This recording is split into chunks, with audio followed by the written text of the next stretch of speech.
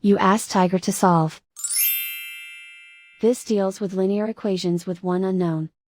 The final result is x equals -7/4. Let's solve it step by step. Simplify the expression. Group like terms. Simplify the arithmetic. Group all x terms on the left side of the equation. Subtract 9x from both sides. Group like terms. Simplify the arithmetic.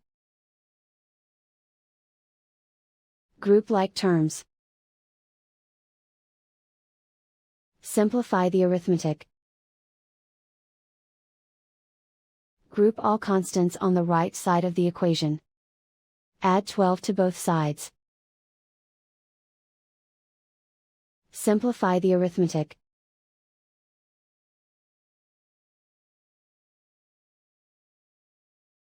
Isolate the x.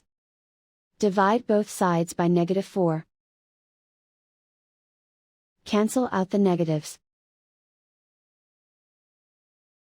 Simplify the fraction. Move the negative sign from the denominator to the numerator. And so the final result is x equals -7/4.